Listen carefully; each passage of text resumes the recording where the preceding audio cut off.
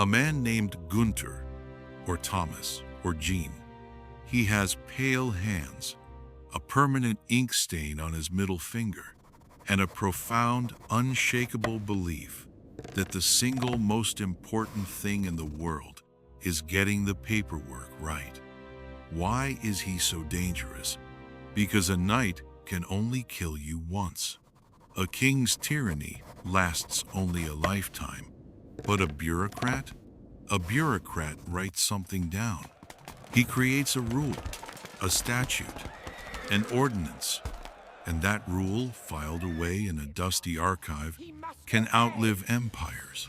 Tonight, we are not just looking at history. We are conducting an archaeological dig into the worst, weirdest, and most embarrassing days of the Middle Ages. We are finding the specific, idiotic catastrophe that forced a frustrated mayor, a panicked bishop, or a flustered king to grab a quill and write, "Fine. From now on, that is illegal." To kill it without process would be to answer chaos with more chaos. It would leave the moral wound open.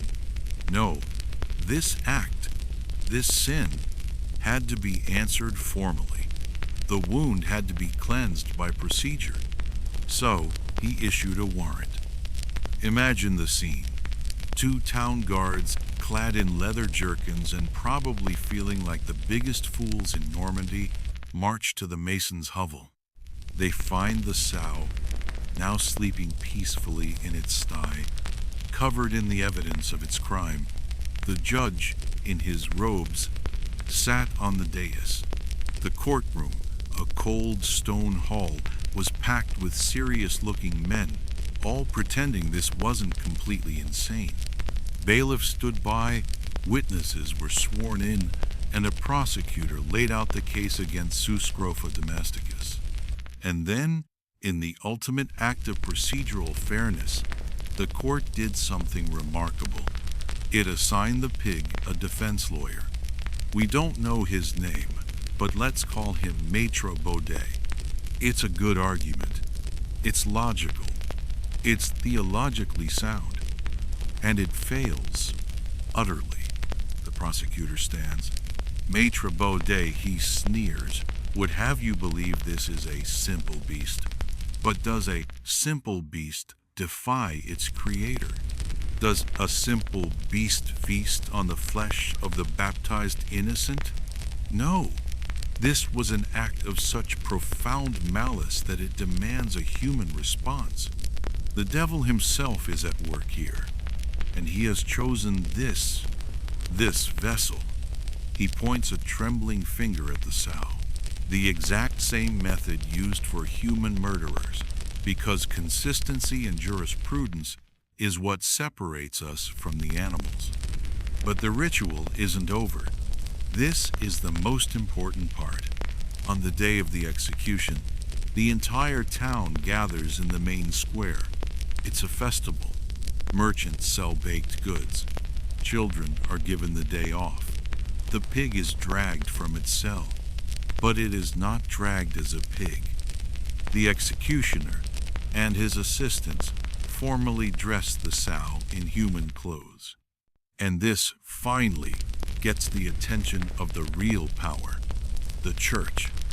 The Bishop of Falaise is furious, not because it's insane, not because it's cruel. He's furious because these local, secular courts are holding theological trials without his permission. This is a jurisdictional issue. The church, and only the church, has the authority to rule on matters of sin, demons, and unnatural acts. These town magistrates are overstepping. They are encroaching on his power. So, a new law is passed. The bureaucracy responds to the bureaucracy. The law does not say, "Stop trying animals, you maniacs." The law says, "No animal shall henceforth be tried or executed without ecclesiastical authorization." In other words, the bishop just cornered the market. Even pigs now needed permission from God's middle management before they could be hanged. You now needed a permit, stamped by a cleric, to execute your livestock for capital crimes. The precedent stuck. The reeve is the medieval equivalent of a stressed-out middle manager. He works for the Lord, but he has to live with the peasants. He is now in an impossible position. He is ordered to investigate the fish. He arrives, pokes at the water, and watches the sluggish carp. Lord Humphrey is breathing down his neck. Well, the Lord demands, the reeve has to make a choice. He pokes Sir Reginald with a stick. The fish flaps weakly. The reeve clears his throat. This wasn't a joke. This was a theological emergency. A rooster laying an egg was not just unnatural, it was anti-natural. It was a perversion of God's created order. This was not a chicken. This was a demon wearing a chicken's body. Worse, this egg was a cockatrice egg. According to legend, a cockatrice was a monster with the head of a rooster and the body of a serpent. It was so vile, so demonic, that it could kill a man with a single glance. We have seen how the medieval mind, in a desperate attempt to maintain order, extended the reach of human law to the animal kingdom. They put pigs on trial for murder and roosters on trial for witchcraft, proving that in their world, even a farm animal was accountable to God's bureaucracy. But what happened when the chaos wasn't caused by an animal, but by the very people supposed to be in charge? This brings us to our second category, the regulation of noble and public behavior. But for this particular night, let's call him Baron von Stauffen. The magic had faded. It was the same horses, the same lances, the same splintering of wood, and the same agonizing concussions. He was jaded, he was wealthy, and he was, above all, bored. And a bored nobleman in the Middle Ages is a profoundly dangerous thing. So he decided that at the upcoming tournament of Prague, he would introduce a new element. He would show up with something no one expected. A goose. During a loud trumpet blast, the goose apparently escaped its master's grip, flapping across the field in a blur of feathers and polished steel. One of the actual squires, a teenage boy, saw the 5,000 florin joke flapping away and made a dive for it. Sir Hiss, in what might be the bravest act of poultry in recorded history, bit the squire clean on the hand. The boy screamed. It banned the dressing, arming, or mounting of animals in imitation of noble combatants. The ruling, in its glorious specificity, also extended to beasts of burden, fowl, and pets of domestic origin, which is just high medieval legalese for don't give your chicken a sword. The story spread across Central Europe, becoming a running joke among knights who, secretly, probably envied the goose's courage. The answer, of course, was one very determined goose, and one knight with far too much free time. Proof that even in the Middle Ages, stupidity had wings. Case 5. The Drunken Joust. Germany, 1364. If you ever think your job is stressful, just remember that in medieval Germany, people's hobbies involved riding a 1,500-pound horse at full speed, pointing a 14-foot spear at another man doing the same thing, and, crucially, drinking heavily before doing it. This brings us to the year 1364, and a nobleman named Count Heinrich von Schwarzburg. Count Heinrich showed up to a jousting tournament in Bavaria absolutely, unequivocally plastered. He very nearly fell off his horse during the opening parade, and still he shouted to the cheering drunken crowd, Let the glory of Street Michael guide my aim. His opponent, a younger, soberer, and suddenly very nervous knight, saluted and prepared for his pass. The trumpets blared. The knights charged. Seconds later, Henrik missed his opponent entirely. He didn't just clip him. He didn't just have his lance deflected. And thus was born the law of runaway bells. Local blacksmiths, who had probably been shaking their heads at the shoddy carpentry in the first place, now found themselves with a lucrative new contract. They were ordered to climb every bell tower in the district and bolt every bell to its beam. Priests held special, secondary blessings of binding to ensure no more bell rebellions. Meanwhile, the townspeople whispered. The rogue bell, they said, had obviously been possessed. Decades later, travelers still told the tale of the autumn bell that tried to escape judgment. And somewhere in a dusty French archive, that law remains recorded. Proof that once upon a time, France legally outlawed runaway church bells, because in medieval logic, even metal needed supervision. Case 9. The Forbidden Whistle. Germany, 13th century. It is difficult for us, living in our world of constant noise of car horns and music and engine rumble, to understand medieval silence. In the 13th century, after the sun went down, the world was quiet, dark, and profoundly, deeply quiet. The only sounds were the wind, the cry of an owl, or the barking of a distant dog. In this silence, a single, loud, unusual sound wasn't just an annoyance, it was an event, and it was terrifying. This story happened in a quiet little town in 13th century Germany, a cluster of timber houses along the Rhine, where the biggest excitement most days was watching grain dry. Then came Hans the shepherd. Hans was a man with lungs like a set of bagpipes and a whistle that could, according to his neighbors, summon demons, or at least annoy everyone within a 1-mile radius. Hans was famous for it. He wasn't just a whistler, he was a virtuoso. But she was drenched, furious, smelling of swamp water and swearing vengeance. Within days, a town council was convened. This was not a small matter. This was disturbance of the peace by oral means. This was a public nuisance that had endangered the nobility. The verdict was swift and, in its own way, very German. Order must be restored.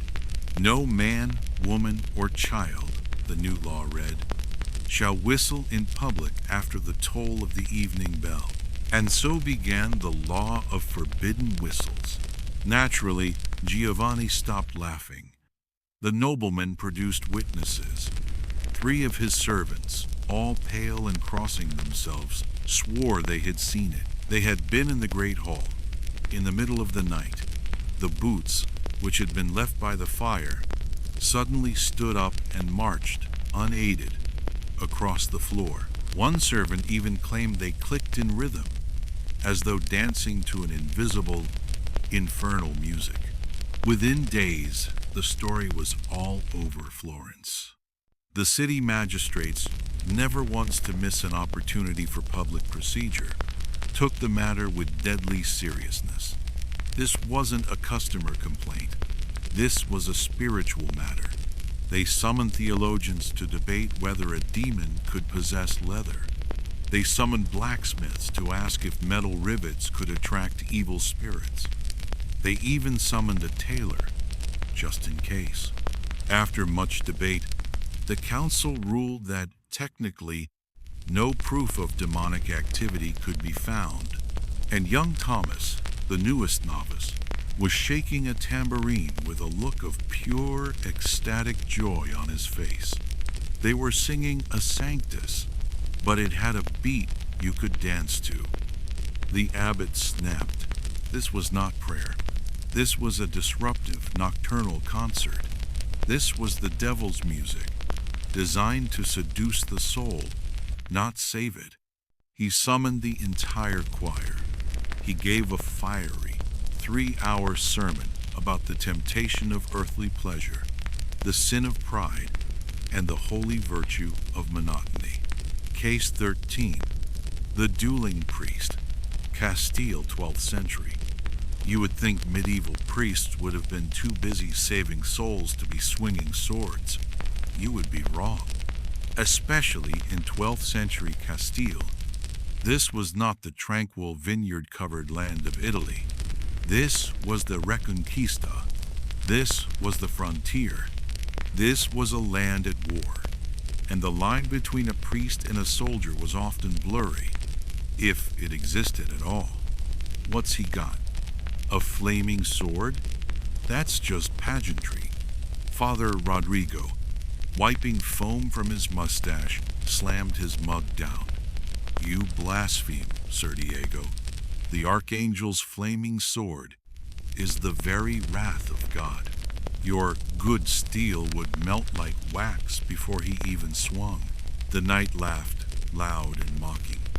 And what would you know about it, priest? You, who hide behind your robes and your Latin, you are a coward in cloth. The tavern went dead, silent.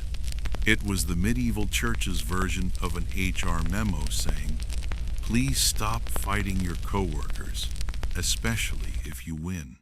Of course, enforcement was spotty. The warrior monks of the Templars and the Teutonic Knights probably laughed while polishing their swords. But for ordinary parish priests, the message was clear. Stay in your lane. The next time someone called them cowards, they simply had to mutter, "I'd smite you, but canon law forbids it." Still, the story of Father Rodrigo spread far and wide. Part cautionary tale, part legend. Some say his sword was confiscated and reforged into a crucifix. Others claim he was quietly promoted for his unorthodox defense of the faith. Either way, one drunken duel forever separated the clergy from the chivalry, proving that sometimes holiness and hand-to-hand combat just don't mix.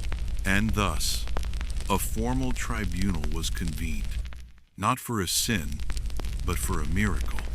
This was the church's quality control department.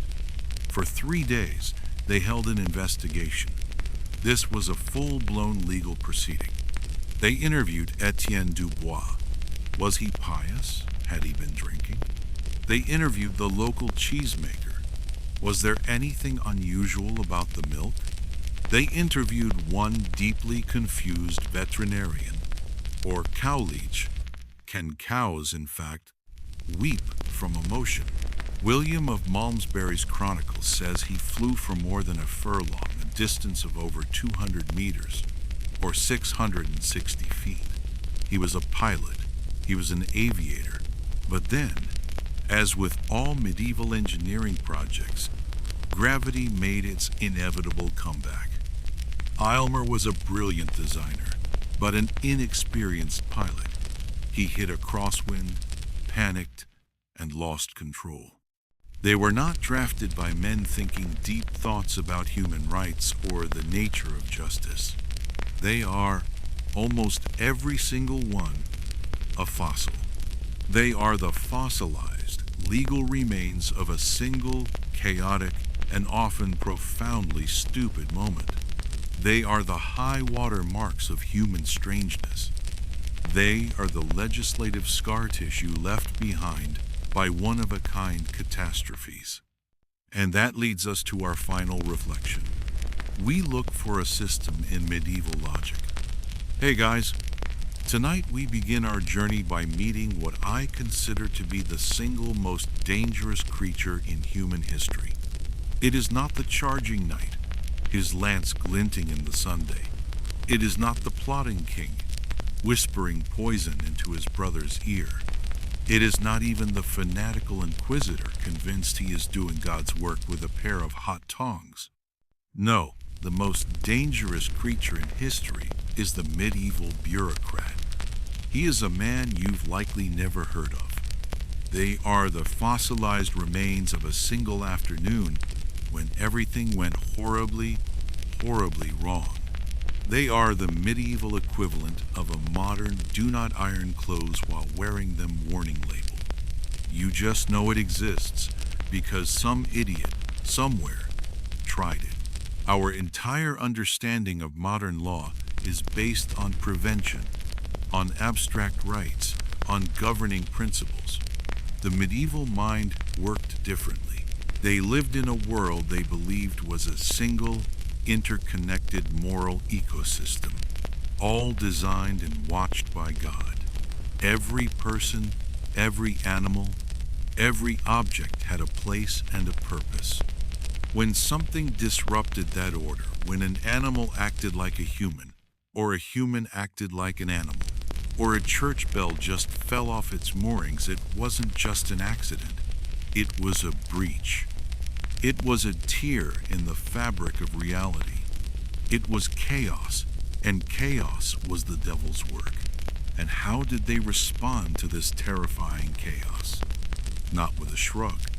They responded with the only tool they had to make sense of the world, the law. They held trials. They wrote ordinances. They brought the full, solemn weight of human procedure crashing down on the problem until the breach was sealed. The goal wasn't always justice as we see it. It was performative order. It was the act of proving to God and to themselves that they were back in control. So, before you get comfortable, this is the part where I ask you to take a moment to like the video and subscribe, but only if you genuinely enjoy what I do here. Your support is what allows me to spend my weeks digging through dusty annals to find stories of naked carpenters and flying monks. And, as always, let me know in the comments where you're tuning in from and what time it is for you. It's hard to imagine, but in medieval France, in a world still reeling from the Black Death, a world where the line between the sacred and the profane was razor thin, a pig once stood trial for murder, and it lost. The year was 1386. The place, the French town of Falaise. This wasn't a joke. This wasn't a village pantomime. This was a full, formal, legal proceeding. Forget farm life or a tragic accident. Case 1. The Pig on Trial. Falaise, France, 1386. Let's first dispense with the idea that these were simple, rustic farmers who didn't know any better. The people of 14th century Falaise were survivors. They had lived through the Black Death, or at least lived in its long, cold shadow. They understood famine, war, and the arbitrary nature of death better than we ever will. They were surrounded by a world that was, by and large, trying to kill them. And in a world that capricious, the only thing you have, the only thing that separates you from the screaming void, is order. The law was not just a set of rules. It was a theological shield. It was the human attempt to impose God's divine reason on a chaotic world. And in 1386, in this muddy walled town, chaos had just taken a very specific 300-pound form. The victim was a 3-month-old infant, the son of a local mason. The details are grim, but necessary. The sow had reportedly broken from its sty, wandered into the home where the child was briefly unattended, and had, in the words of the court record, mangled and devoured the child's face and arm. When the mother returned, her screams brought the entire neighborhood running. The reaction was not what we would expect. It was not just grief. It was horror, in the old religious sense of the word. A dog might bite. A horse might kick. But for an animal to consume a baptized Christian child, this was not an accident. This was an inversion. It was a perversion of the natural order set down in Genesis, where man was given dominion over the beasts. For a beast to turn and devour man was, in their minds, an act of open satanic rebellion. The local magistrate, a man named Jacques de Lalande, understood this perfectly.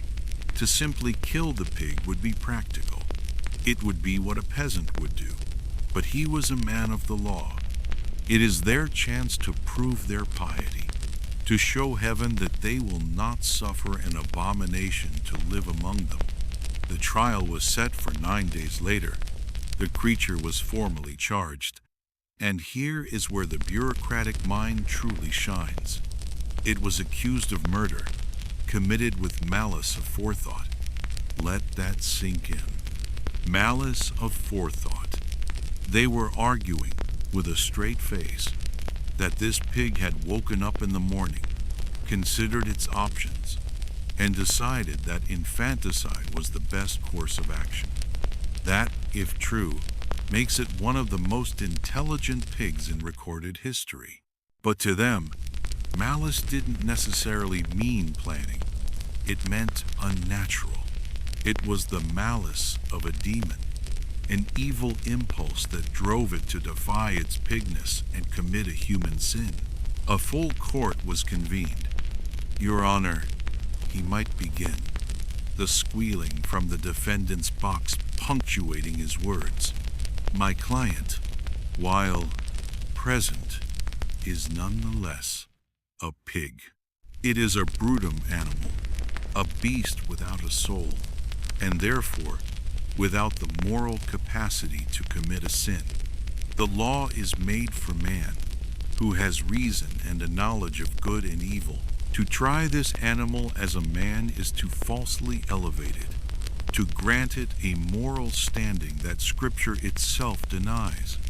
This is not justice, Your Honor, it is blasphemy.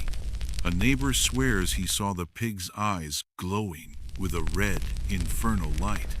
Maître Baudet, in a desperate last-ditch effort, might have argued for insanity, or perhaps provocation, but it's no use. The public wants a conviction. The church wants a statement. The bureaucracy demands a closed file.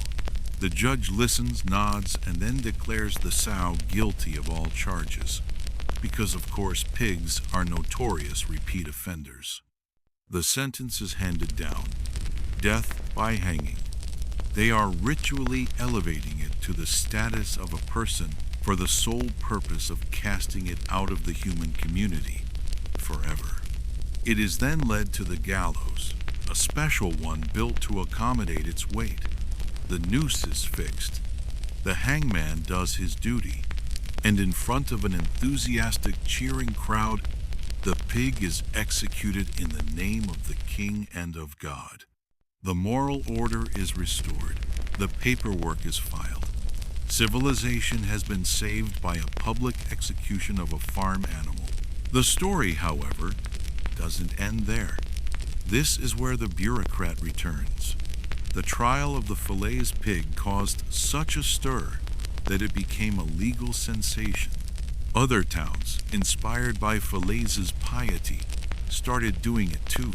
Suddenly, there's a rash of animal trials all over northern France. A bull that gored a man is tried in one town. A group of rats that ate the communion wafers is excommunicated in another. It becomes a trend. For the next 300 years, Europe was filled with criminal animals. Roosters tried for witchcraft, goats accused of immorality, cows fined for trespassing. And it all started because one pig, on one tragic afternoon, gave a medieval bureaucrat an opportunity to prove how civilized he was. The next morning, Lord Humphrey took his customary walk. He arrived at the pond, crumbs in hand, ready to commune with Sir Reginald. But something was wrong.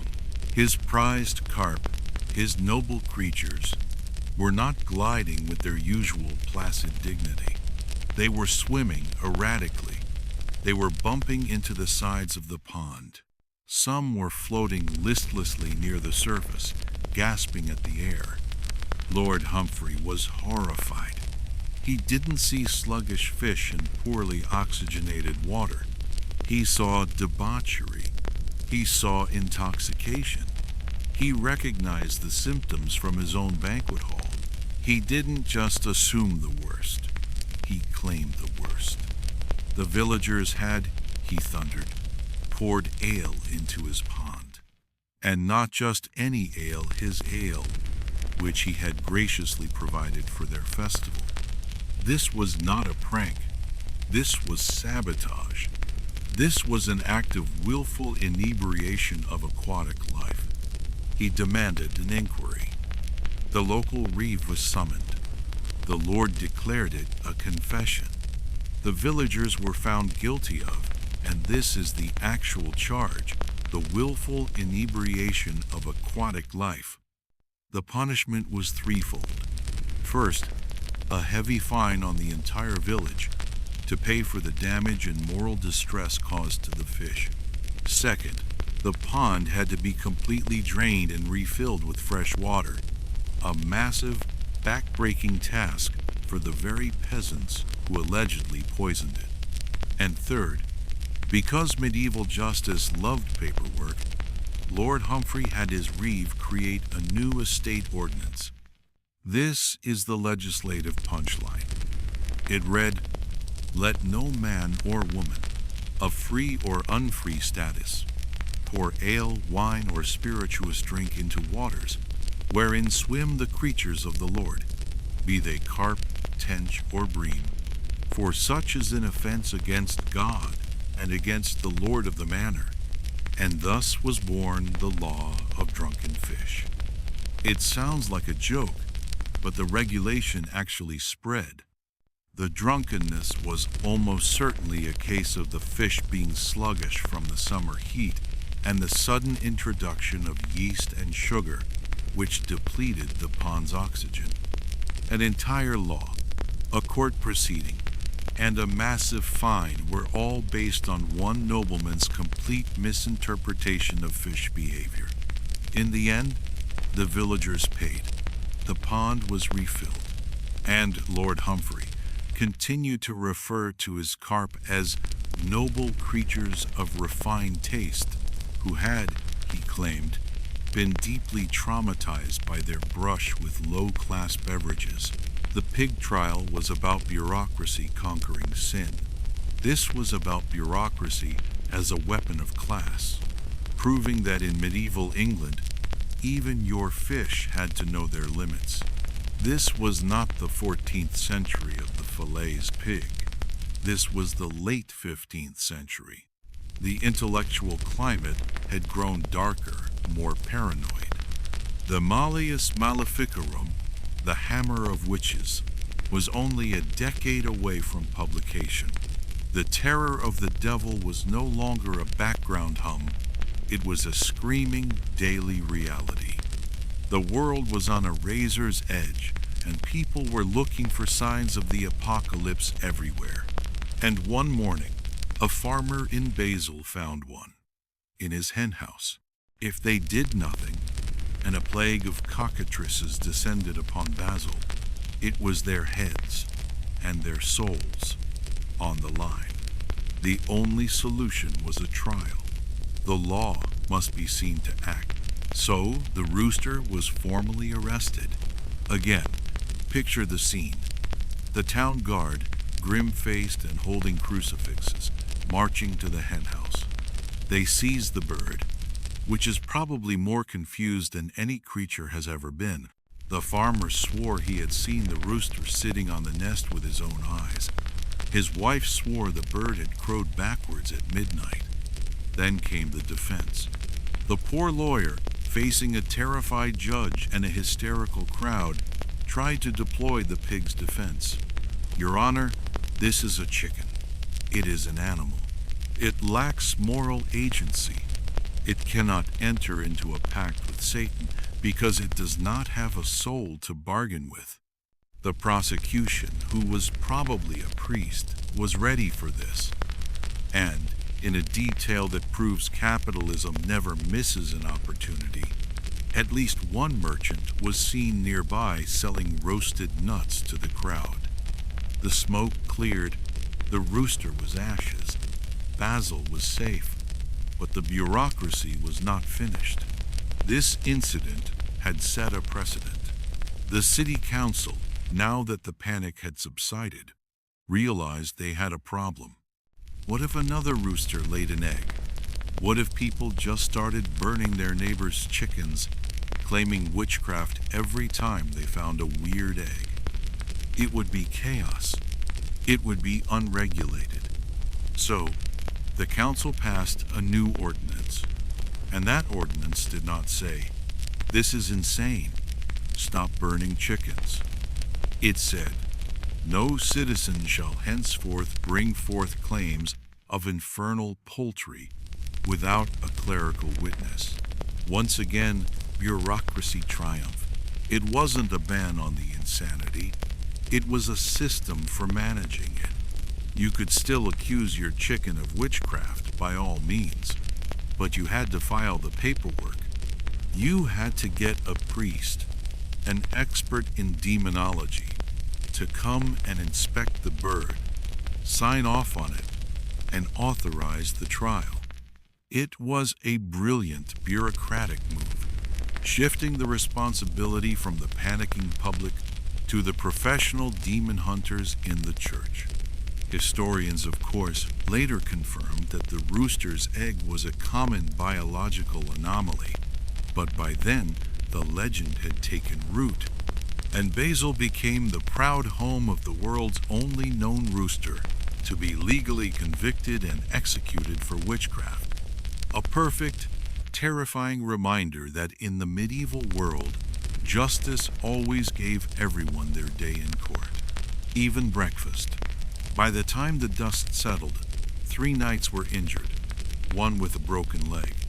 The duke's dignity was shattered, a squire was bleeding, and Sir Hiss of the Pond lay dead in the mud, trampled. Everyone had learned a valuable lesson. Birds make terrible armor, bearers. Naturally, instead of laughing it off as a prank gone wrong, the authorities reacted the only way the medieval mind knew how, by legislating it. Some even claimed the goose was cursed, that the spirit of Sir Hiss haunted jousts forever, flapping invisibly over tilting fields, whispering, "Honk, you'll never be as brave as me." Still, the law remained on the books for decades.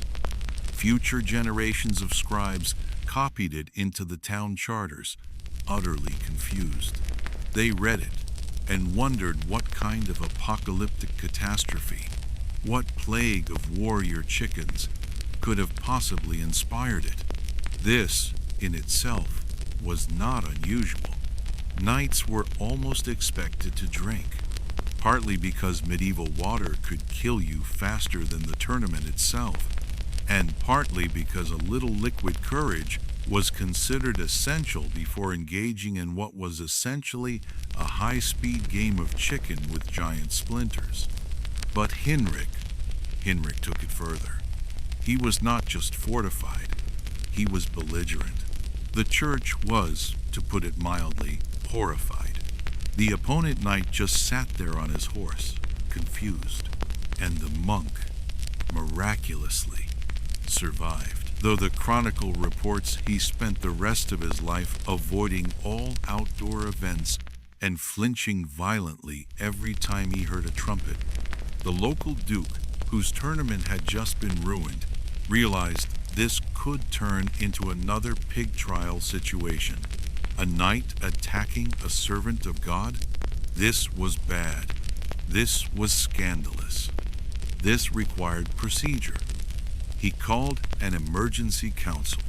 The result, drafted that very night while Count Henrik was presumably sleeping it off in the dungeon, was a brand new law. It was clear, concise, and aimed directly at one man's hangover. No knight, it read, shall compete in tournament or trial of arms while under the influence of drink or fermented brew, lest he bring shame upon his house and peril to the innocent. It was, effectively, Europe's first recorded anti-drunk driving regulation. Thus began the great medieval debate between piety and party culture.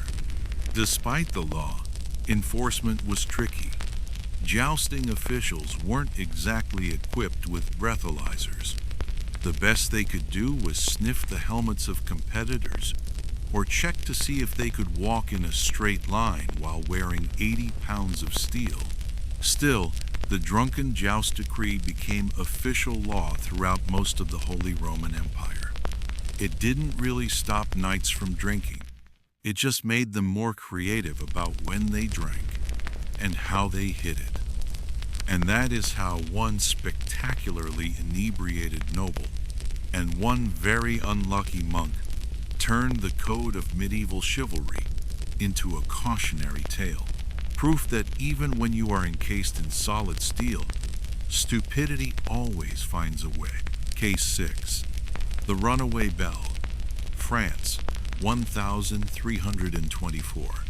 In the medieval world, church bells were not just instruments, they were sacred. They were the voice of God, the heartbeat of the community. They were baptized with holy water, given names, and assigned godparents. A bell marked every aspect of life. It rang for births, for weddings, and for deaths. It called people to prayer, warned of approaching armies, and was rung frantically during thunderstorms to, as they believed, break the air and scatter the demons who rode the wind. But in one unlucky French town, a bell's greatest sin wasn't ringing too often. It was trying to escape. The year was 1324, and the town of Autun had just commissioned a massive new bronze bell for its new church tower. It was the pride of the city. It was beautiful, heavy, and absurdly over-decorated with saints and Latin inscriptions. This was the kind of bell that screamed, "Our parish has more money than yours." On the day of its grand unveiling, the entire townsfolk gathered in the square. Priests in their finest vestments processed around it, swinging censers of incense. Nobles nodded approvingly from the balcony. Children stared in awe. The bishop himself performed the blessing, christening it Marie, and anointed it with holy oil. Then came the test ring. A team of strong bell ringers pulled the ropes.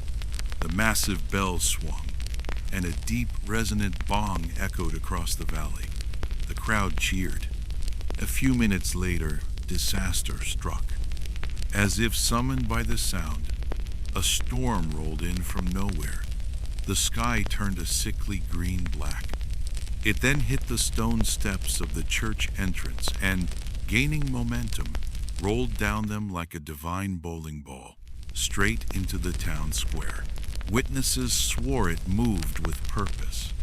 It was an act of ungodly flight.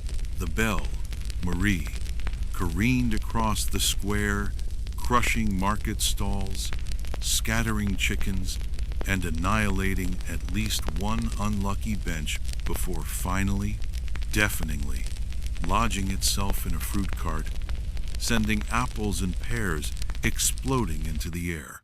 The bell, a sacred and baptized object, had betrayed them. It had actively rejected its holy purpose and made a break for it. And, as we know by now, what does a medieval bureaucrat do? When faced with rebellion, he makes a law. The town council issued a decree, copied by hand, and nailed to the, now bell-less, church door.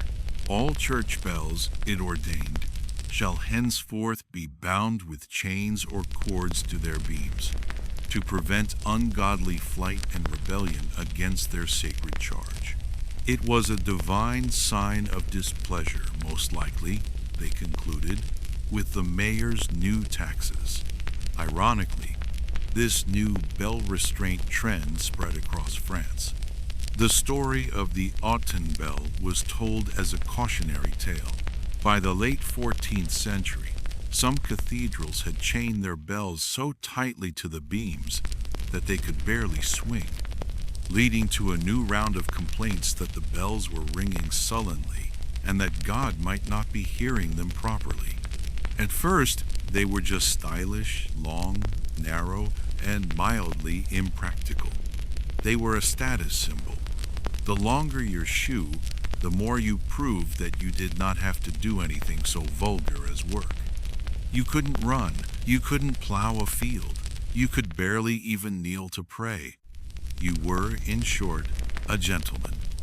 But like all fashion trends, from powdered wigs to mullets, someone had to take it too far.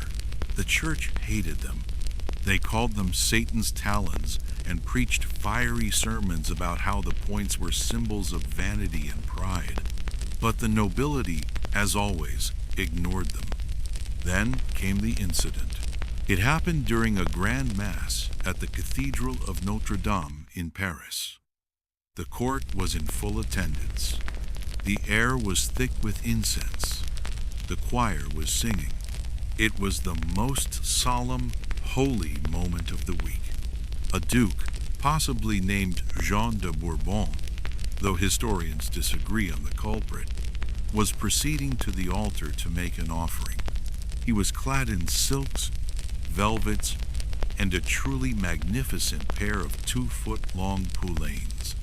He knelt, and he tripped. He tripped spectacularly over his own shoes. He didn't just stumble. He crashed, face first, into a massive, ornate candle stand. It was a scene straight out of slapstick, except everyone involved had a title and the building was on fire. The fire was quickly put out. The bishop was singed but alive. The duke was mortally embarrassed. And the king, upon hearing the story, was not amused. He summoned his advisors. This was not a fashion faux pas. This was a public safety hazard. This was a sacrilegious disruption. His duke had nearly immolated a bishop and burned down Notre Dame because of his shoes. Others held clandestine long shoe gatherings, flaunting their forbidden footwear by candlelight, like smug heretics of fashion. But the king's decree held. The trend was just too ridiculous, and the story of the burning bishop too funny to survive. Within a decade, the ridiculous points had vanished from court life. It said that one anonymous poet summed it up perfectly. Once, men's toes reached for heaven. Now, thank God, their sense does.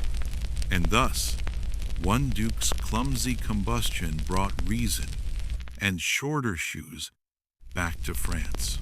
The bureaucracy, for once, had made the world a slightly more sensible and less flammable place to walk. We've seen the medieval legal mind wrestle with the sins of the animal kingdom and the chaos of the nobility.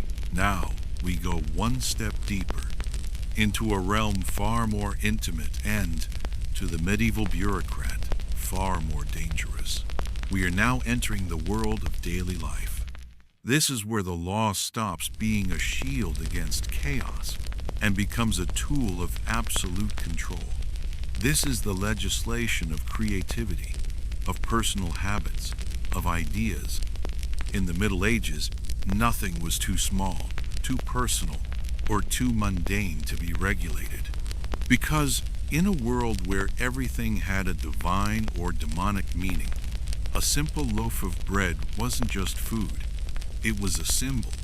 A whistle wasn't just a sound. It was a potential disturbance of the cosmic peace. And a pair of shoes. Case 8. Treasonous bread. England, 14th century. In medieval England, bread wasn't just food. One, it was politics you could eat. It was the bedrock of the economy. The price of bread was the single most important indicator of social stability. If the price of bread went up, cities burned. Because of this, it was one of the most heavily regulated industries on earth. Every town, every city, every baker had to follow the assize of bread and ale. It said nothing about the shape. Sometime in the 14th century, in a smoky, cramped bakery in London, one ambitious baker ruined everything. Maybe he was bored. Maybe he wanted attention. Or maybe he just didn't understand the meaning of the word humble. He decided to show off. He baked a beautiful, perfect, round loaf of white bread. But he added one small flourish, a delicate, embossed, decorative ring around the top. It was, by all accounts, a masterpiece of baking. Unfortunately, that ring looked exactly like the king's crown. Within days, the loaf was a sensation at the market. People flocked to his stall, not just for bread, but for this bread. They called it the royal bread. One customer, a merchant with a bit too much ale in him, reportedly held the loaf aloft and joked, "It looks fit for His Majesty's table, perhaps even His Majesty's head." In a society where sarcasm was a potential capital offense, that comment was enough to start an inquest. Word reached a royal official, a bureaucrat, a man who spends his days weighing other people's bread and whose entire worldview is based on spotting deviations. He took one look at the bread and decided that treason had officially entered the bakery. This wasn't just a loaf. This was a mockery. This was a peasant, a commoner, imitating the divine, sacred symbol of the crown. This was insolent baking. The baker was dragged before a magistrate, not for false weight, but for blasphemy. He was accused of mocking the image and authority of the crown through insolent baking, which, if nothing else, proves that medieval lawyers had incredible imaginations. The poor baker was dumbfounded. "It's just a design. It makes the crust crispier." It didn't matter. The magistrate, terrified of appearing soft on treason, fined the baker heavily. And, to make the point, he was sentenced to stand in the stocks, not with an underweight loaf, but with his beautifully crafted, perfectly legal weight, crown-shaped bread tied around his neck. It was the first known case of public carb shaming. To prevent any future bread-based blasphemy, Parliament, in its infinite wisdom, issued a new regulation, an amendment to the assize of bread. "No loaf," it declared, "shall bear royal or sacred resemblance in shape or design, nor shall any baker imprint upon a loaf any sign of the cross, the Virgin, or the King's own seal." In short, bake all you want, but do not get artistic. It's ridiculous, but this wasn't an isolated case. Medieval rulers lived in mortal fear of symbolic rebellion. They knew that people who couldn't criticize the crown with words would find other ways. Just as she crossed, Hans, in the field below, let loose with what might have been his masterpiece. The piercing, shrieking sound cut through the night, startling the noblewoman's horses. These were well-trained animals, but they had never heard anything like this. They panicked. They bolted. The carriage swerved, smashed through the bridge's rickety railing, and sent the noblewoman, her driver, and her entire carriage straight into the river. She survived. The funniest part? Historians, digging through one town's ledger, found a later note scrawled in the margin next to the law. It said, "The silence is unbearable. The sheep now cry at night." They had to partially repeal it. In short, one man's melodic obsession turned into 2 centuries of legally enforced quiet hours. Because in medieval Europe, Even joy required a curfew. Case 10. The Naked Carpenter, Prague, 15th century. There are many reasons laws exist: to preserve order, to prevent chaos, or, in this case, to stop one specific man from sanding wood in the nude. The story comes from 15th century Prague, a city famous for its cathedrals, its scholars, and apparently its very confident carpenters. During a particularly brutal summer, a craftsman named Marek the Builder was hired to repair a section of the city wall near the main gate, like Adam, but with a mallet. By noon, the spectacle had drawn quite an audience. Merchants passing through the gate stared. Women averted their eyes, then peeked again. A group of local children gathered to point and laugh. Marek, unbothered, just worked on. Unfortunately, that audience soon included a full-blown royal procession. Queen Barbara of Chile, a real historical figure, and by all accounts a formidable and deeply pious woman, was passing through the city gate with her entire retinue of knights and ladies in waiting. She looked up to see the source of the commotion, and there, on the scaffold, was Marek, naked, waving. Accounts differ on what shocked her more: the nudity, or the sheer enthusiasm with which Marek waved his mallet in greeting. To prevent future offenses, the guild masters across the city, the masons, the weavers, the blacksmiths, were all forced to add a new clause to their official codes, requiring appropriate attire during all labor. And just like that, one sweaty, pragmatic carpenter gave birth to medieval Europe's first recorded workplace dress code. The story spread faster than Marek's 10 lines. Other towns in Bohemia and Germany, hearing of Prague's brush with public indecency, followed suit, enacting their own modesty laws. One chronicler even joked that Prague's men now dressed for work as if attending church, thanks to one man's devotion to comfort. Centuries later, the ordinance technically remained on the books. It was an eternal warning that in medieval bureaucracy, embarrassment was a legislative event. And so, from that day on, every craftsman in Prague worked fully clothed. Not because it was practical, not because it was comfortable, but because one man just couldn't keep his hammer to himself. And his gossip, reportedly, was unmatched. He was a master of his trade. One evening, a wealthy nobleman, a major client, stormed into Giovanni's shop, red-faced and shaking with a mixture of terror and rage. He threw a pair of expensive leather boots onto the counter. "These boots," he shouted, "they are cursed." Giovanni, a practical man, laughed. "Nonsense, senor. The leather is the finest from Cordoba. The stitching is."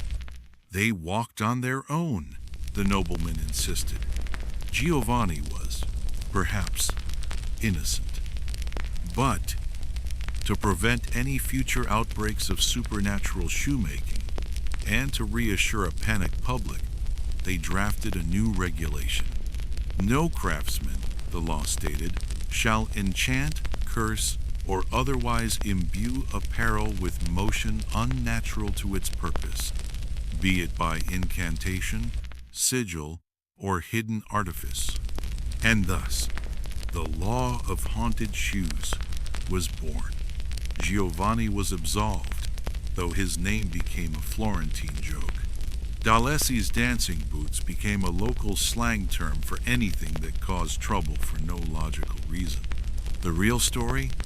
The nobleman's servants finally admitted the truth.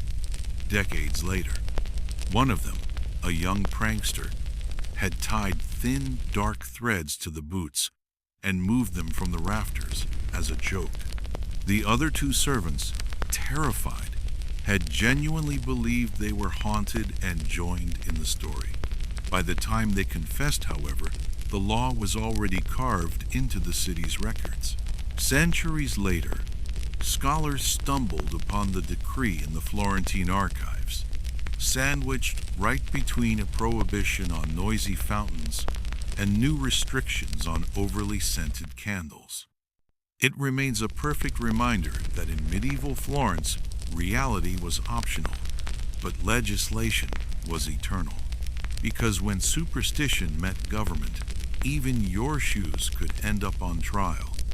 We've navigated the strange legal world of animal trials and the chaotic reactive laws of the nobility. It had its own laws, canon law, its own courts, its own taxes, tithes, and its own police force, the Inquisition. And like any massive ancient bureaucracy, it was terrified of two things: losing control and embarrassment. The following cases are not about the church fighting heretics or pagans. They are about the church fighting its own, its creative monks, its overzealous priests, and its all too human ambition. Case 12. The Remixing Monks. Italy, 14th century. Monks were supposed to be the picture of discipline. They were the silent, devoted, spiritual engines of Christendom. Their lives were a rigid cycle of prayer, labor, and sleep. And the highest form of their prayer was the music, the Gregorian chant. The chant was the voice of God, pure, monophonic, and soaring. It was designed to elevate the soul, to erase human ego, and to be, above all, uniform. And inside a Benedictine monastery somewhere in Tuscany, a group of young monks decided that prayer could use a little more passion. It began subtly. One night, a particularly creative monk historians suspect, and the prompt rightly notes, that wine was involved, slipped in a few verses, borrowed from a popular tavern tune about a maiden fair and faithless. He just set the holy Latin words to the new, jauntier rhythm. It caught on. The other young monks, bored out of their minds, picked it up. Soon, half the abbey was humming it between prayers. At first, the abbot, an old man named Father Anselm, ignored it. Boys will be boys, even in robes. Then, one morning, he caught two monks rehearsing harmonies in the cloister. They were experimenting with polyphony, multiple voices singing different notes. This was, in itself, dangerously modern. Worse, they were calling their new arrangement the Song of Street Cecilia's Eyes. You can imagine the confusion when visiting pilgrims, used to the somber ancient chant, suddenly heard a prayer that sounded suspiciously like a love song and started requesting the track. It escalated from there. Vespers, the evening prayer, became a nightly concert. The brothers, emboldened, began sneaking instruments into the chapel. First, it was a lute, easily hidden under a heavy wool robe. Then, a small drum, tucked behind the altar. The music was becoming complex, beautiful, and utterly, wildly inappropriate. The breaking point, as it so often is, was the tambourine. One night, the abbot, awakened by what he thought must be a festival, or perhaps a demonic invasion, walked into the chapel. It was supposed to be the final solemn prayer of Compline. Instead, it was a full-blown performance. Brother Lorenzo was on the lute. Brother Marco was tapping the drum. And then, because a sermon wasn't enough, he went to his study and drafted a new rule. The rule, which was posted on the abbey door the next morning, did not mention lutes or tambourines. The bureaucracy is too dignified for that.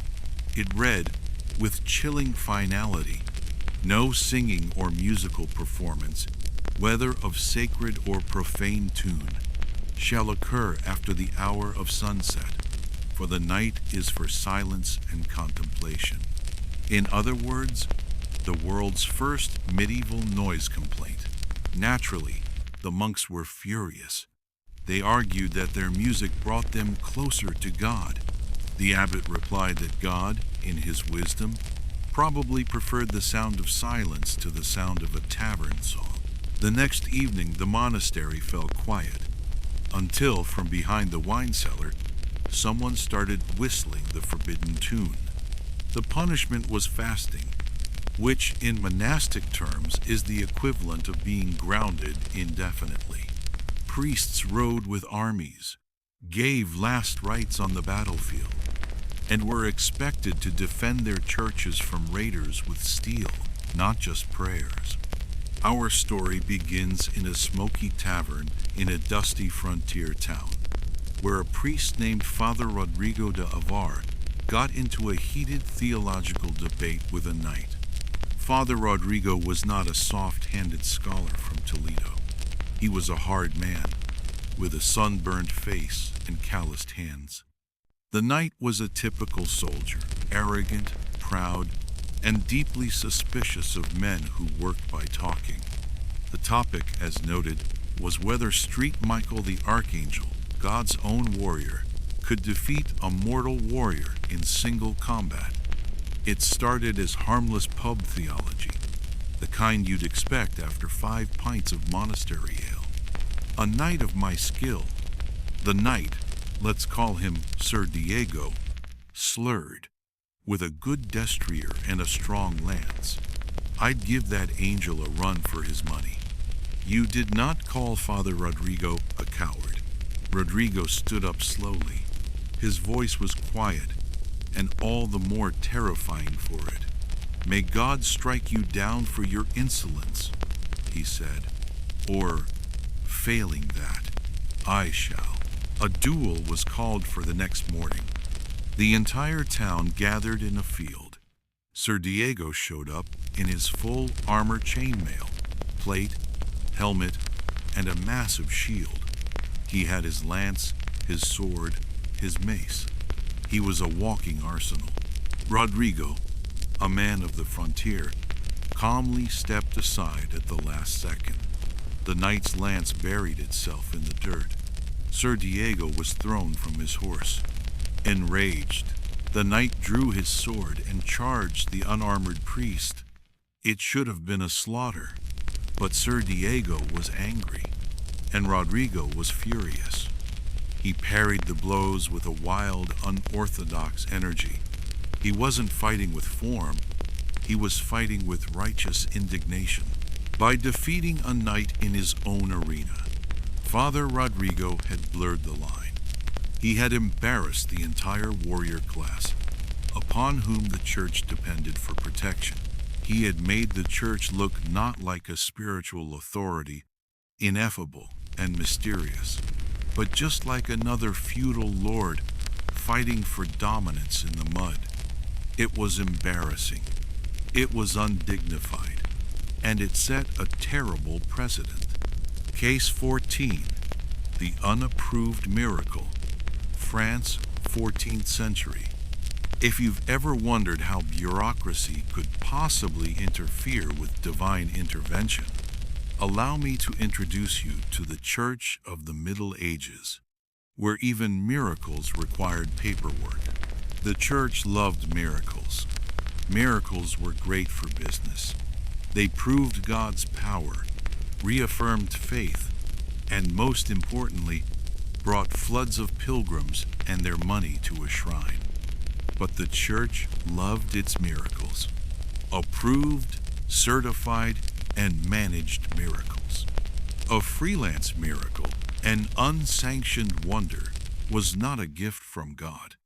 It was a threat to their monopoly. The story unfolds in 14th century France, in a tiny, mud-splattered village near Limoges. The region was poor, pious, and, like most of Europe, still deeply traumatized by the Black Death. People were desperate for a sign, any sign, that God had not completely forgotten them. A farmer named Etienne Dubois returned from Mass one Sunday morning.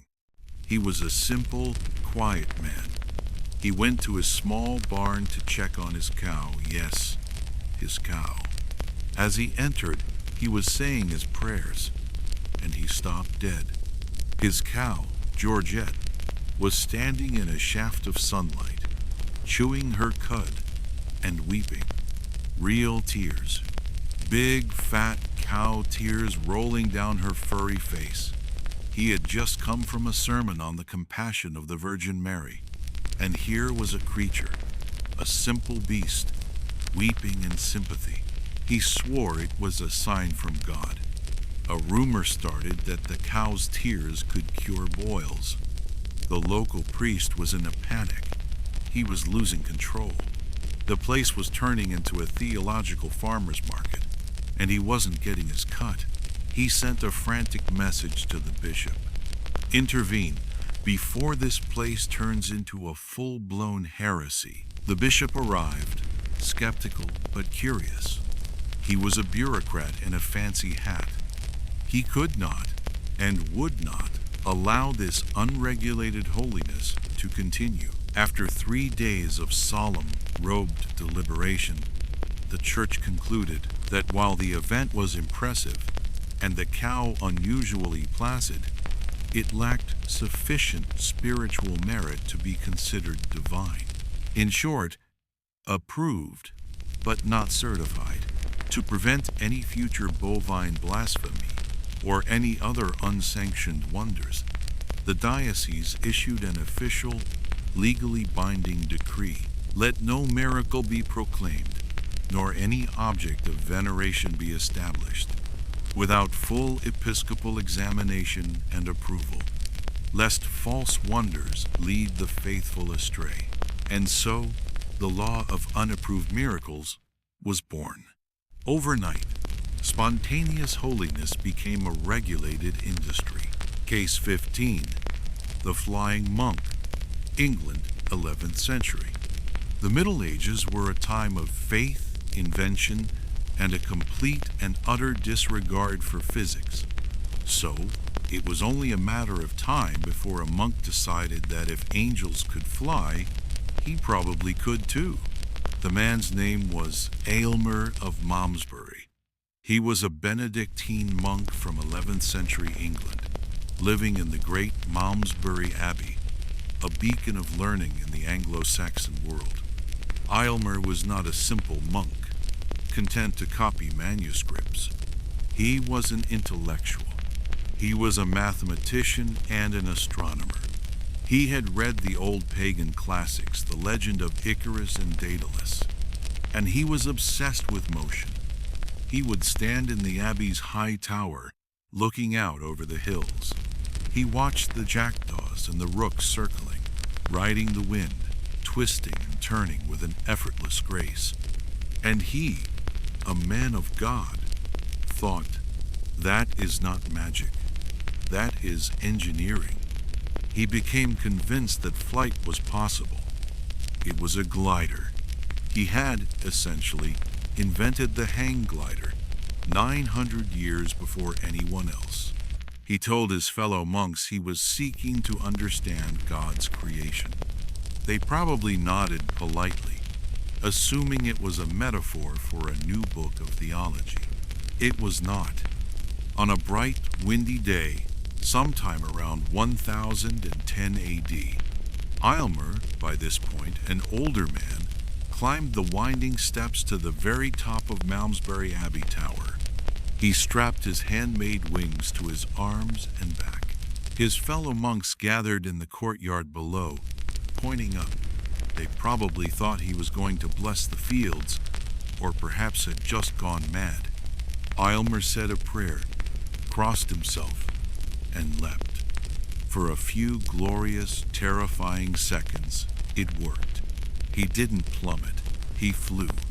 He soared above the courtyard, the wind rushing through his black habit. The monks below were shouting, screaming either prayers or expletives. History isn't sure which. He came crashing down, spectacularly, into a dung heap, or, according to some sources, a peasant's roof. and broke both of his legs, which left him lamed for the rest of his life. As he was being carried off by his stunned brothers, he reportedly muttered the single greatest line in the history of early aviation: "I should have made a tail." He knew exactly what he'd done wrong. He knew his design lacked a rudder, a way to provide stability and control. Aylmer, undeterred, spent the rest of his long, limping life studying the other flying things he could see from his window: the stars. He became a renowned astronomer, and, as the prompt correctly notes, he accurately predicted the return of Halley's Comet. He was a genius, a man centuries ahead of everyone else. His banned flight is now considered one of the earliest recorded and most successful attempts at human aviation in history. Conclusion. And so, we find ourselves at the end of our journey, back in the courtyard with Brother Aylmer, his legs broken, his wings in splinters, but his mind already calculating the necessity of a tail. His abbot, in a mixture of terror and fury, writes the ban on flying monks, and in that moment, he is every bureaucrat we have met tonight. We have seen the law, in all its solemn, absurd majesty, reach into every corner of medieval life. We've seen it chain a murderous pig and dress it for the gallows. We've seen it find a rooster guilty of witchcraft for laying an egg. We've seen it fine peasants for the willful inebriation of their master's carp. We have watched it ban drunken jousting after a monk was impaled, and outlaw long-toed shoes after a duke's fashion sense nearly immolated a bishop. We've seen it legislate against runaway church bells, armored geese, treasonous bread, and naked carpenters. It was about patching the holes in the ship right now before the terrifying, chaotic, and demonic ocean flooded in and drowned everyone. The law was not a rudder to steer society toward a better tomorrow. It was a hammer and a nail to patch the hole that just appeared this afternoon. And what were the biggest, most terrifying holes? They were, as we've seen, fear. Fear of the devil, which saw a demon in a rooster's egg. Fear of God's wrath, which saw rebellion in a runaway bell. It was about the fact that a duke, a pillar of the realm, had tripped like a clown and set a bishop on fire in front of God and everyone. The dignity of the entire noble class was at stake. The ban on treasonous bread wasn't about a real plot to overthrow the king. It was about the insolence of a commoner mocking the sacred symbol of the crown. It was about fear of a joke, and nothing is more terrifying to absolute power than being the butt of one.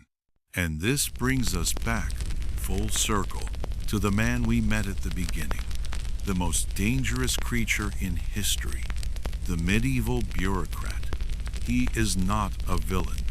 He is just a man with a quill, a pot of ink, and a profound need for the world to make sense. He is the bishop's clerk who, after listening to a 3-day tribunal about a weeping cow, has to write, with a straight face, decree on unapproved miracles. These are not abstract warnings. These are the fossils of our own singular, chaotic moments. They are the modern-day law of the armored goose. The impulse to legislate stupidity is not medieval. It is timeless. The medieval bureaucrat is not dead. He is just digitized. He works in HR, drafting 3-page memos about appropriate holiday decorations because someone, somewhere, set the office Christmas tree on fire.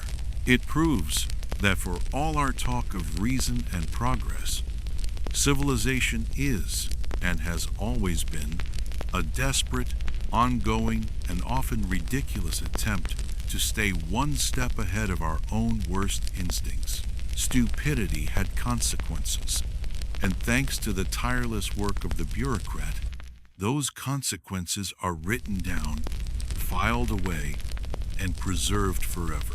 It can continue to frustrate, confuse, and condemn people for centuries after its author has turned to dust. This man is the auditor of reality, and his ledger is permanent. We look back on the Middle Ages as a time of faith, steel, and superstition. We picture grand cathedrals and muddy peasants. But beneath that, holding the entire fragile structure together, was a scaffolding of bewildering, bizarre, and often hilarious laws. The medieval world was obsessed with regulation. But what most people don't know, what we are here to explore tonight, is that many of these laws, the ones that make you tilt your head and ask, what were they thinking? They didn't just appear. They weren't debated by sober philosophers in quiet halls. No, most of them exist because of one incredibly stupid, chaotic, or downright unbelievable event. These laws are not abstract principles. They are legislative scar tissue. So, when you find a 14th century law banning the arming of geese for jousts, you can be certain it's because a nobleman in Bohemia got bored and actually did it. When you read a decree forbidding priests from engaging in single combat, it's because a very angry Father Rodrigo actually disarmed a knight in a duel. And when you see a rule banning public whistling after sunset, it's because one man's obnoxious habit caused a noblewoman to fall into a river. It is always fascinating to see who's joining us from around the world, whether you're having your morning coffee in California or trying to fall asleep in Melbourne. It's a great reminder of how global this community has become. Now, to begin, we need a perfect example. We need a case that embodies this entire concept, the blending of animal accountability, mortal sin, and bureaucratic insanity. The people of Falaise saw a rupture in the moral order, and they were going to fix it with a gavel. This is the story of how one ordinary sow made history by becoming the first defendant with hooves, and in doing so, forced the hand of a bishop and created a law that would echo for centuries. Somewhere in that town, a pig made history by becoming the first defendant with hooves. One morning, this ordinary sow, nameless, guiltless, and very possibly just hungry, wandered into the street. One morning, this ordinary sow, nameless, guiltless, and very possibly just hungry, wandered into the street and attacked a child. Tragic, absolutely. But this was the Middle Ages, where logic took centuries-long naps. So instead of eating the pig or shrugging it off as just another grim reality of farm life, the townsfolk decided to do the only thing that made sense to their bureaucracy-addled minds. They decided to put it on trial for murder. They are under orders to arrest it. They chain the creature, which squeals in protest, and drag it through the town streets. It is not taken to a butcher. It is taken to the town jail, placed in a cell, and fed at the town's expense, just like any human prisoner awaiting trial. The town, meanwhile, is buzzing. This is not just gossip. It is a vital, terrifying event. It is a sign. God is angry. The devil is walking in their streets. The trial is not for the pig, it's for them. He has just been handed the most awkward, unwinnable gig in legal history. His client is, literally, bacon. It cannot speak. It cannot offer an alibi. It will, on occasion, try to eat the leg of the table it is tied to. What, precisely, is his legal strategy? We can imagine him standing there, parchment in hand, sweating under his woolen robes. He can't argue innocence. The entire town saw the evidence. So, he has to argue jurisdiction. To let this creature live, to treat it as a mere animal, is to tell the devil he is welcome in Falaise. It is to invite the wrath of God upon our homes, our children. The judge nods gravely. He's trapped. If he lets the pig go, and next week a plague sweeps the town, he will be the one to blame. He will be the man who was soft on demonic pork. The trial lasts the entire day. Witnesses are called. The mother gives her horrific, tearful testimony. They wrestle its front legs into a man's shirt. They tie a pair of breeches around its hindquarters. They even put a grotesque, human-like mask over its snout. This is the critical act. This is the point. To kill a pig is just butchery.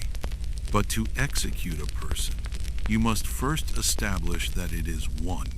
By dressing it as a man, they are ritually confirming its guilt. They are saying, you acted like a human sinner, so you will die like a human sinner. Case 2. The Drunken Fish, England, 15th century. If the pig trial shows us the medieval mind confronting sin, our next case shows it confronting something far more personal: class.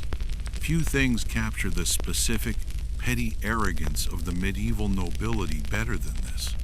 It's a story that takes place in 15th century England, where a nobleman once accused a group of peasants of getting his fish drunk. The nobleman in question was Lord Humphrey of Catterick. Lord Humphrey was a man who owned a grand estate, several horses, a drafty castle, and most importantly, a disturbingly personal relationship with his carp pond. In medieval England, a carp pond was not just a food source, it was a status symbol. It was a private, manicured, liquid luxury. And Lord Humphrey's carp were not just any fish. He had named them. There was Sir Reginald, the big one, Bess, the one with the torn fin, and Gawain, who was notoriously shy. According to one local account, the Lord would spend his mornings walking the edge of the pond, tossing in breadcrumbs and speaking to them as one might counsel loyal servants. These were not fish. They were aquatic subjects. The trouble began, as it so often does, with a village festival. After the harvest, the local peasants were allowed a day of celebration. This meant ale, lots of ale. It was a rare, glorious release from a life of crushing toil. They drank, they danced, they sang, and they generally made a nuisance of themselves. That evening, a few of the younger villagers, full of liquid courage and perhaps a bit of resentment for the man who owned their lives, decided to play a prank. They stole a small cask of ale from the celebration, hauled it to the edge of the Lord's manicured pond, and tipped it in. They watched the ale cloud the water, laughed hysterically, and then vanished back into the night. They do, in fact, appear uncommonly jolly, my lord. That was all the confirmation Humphrey needed. He summoned the village elders for questioning. This wasn't a trial by jury. This was a feudal court held in the Lord's own hall, which meant the verdict was decided before the accusation was even finished. The peasants' defense was simple, and in its own way, brilliant. We were drunk, my lord, not the fish. Naturally, that didn't fly. You cannot argue with a man who has named his fish. Neighboring estates, whose lords also had prized fish ponds, adopted similar rules. They didn't want their own peasants getting any bright ideas, and they certainly didn't want their lords bothering Parliament with carp-related emergencies. It eventually became legal shorthand for don't waste alcohol on animals, which, to be fair, is probably good advice. The best part? A later chronicler, writing about the incident, noted that the fish were perfectly fine a few days later. Case 3. The Witchcraft Rooster. Basel, Switzerland, 1474. We have seen the law respond to murder and to property. Now we turn to the darkest, most primal fear of the medieval world, the supernatural. Of all the crimes committed in medieval Europe, few were as controversial, as terrifying, or as utterly revealing as the one that landed a chicken in court. The year was 1474. The place was the Swiss city of Basel, a place where people took law, order, and poultry very, very seriously. He reported, in a state of terror, that his rooster had laid an egg. Now, biologically, this was not strictly speaking possible, but rather than celebrating the miracle, or, more likely, identifying it as a fart egg, a small yolkless egg sometimes laid by a young hen, which a confused farmer might misattribute, the townsfolk reacted with the same calm, measured restraint as always. They accused the bird of witchcraft. The news spread through the city like fire in a dry barn. And how was a cockatrice born? From an egg laid by a rooster and hatched by a toad. The people of Basel had just found Exhibit A. Crowds gathered outside the farmer's house, demanding the creature be destroyed. A few practical Swiss burghers suggested it was just a malformed yolk. They were shouted down. Others whispered that Satan was breeding an army of poultry demons to overthrow the city. The city council convened. They were terrified. It is confined in a small wooden cage, brought to the city dungeons, and formally charged with the unnatural production of an egg, in defiance of God and nature, and in league with the devil. A public defender was appointed, which, in hindsight, feels deeply optimistic. The trial drew hundreds. This was the event of the season. The judge sat solemnly. The prosecutor held up the cursed egg for the crowd to see a small, dark, yolkless object. Gasps of horror. Witnesses were called. A simple animal? He boomed. The serpent in Eden was a simple animal. The demons that Christ cast into the swine were simple animals. Satan works through the beasts. He takes their form to mock God's creation. This thing is not a rooster. It is a vessel. It is a tool of hell, sent here to birth a monster and damn us all. To acquit this bird is to acquit the devil himself. This was the trump card. The pig trial was about an animal committing a human sin, murder. The rooster trial was about an animal committing a demonic sin, perverting creation. The pig was a sinner. The rooster was a heretic. The judge, clearly regretting his career choices, nodded.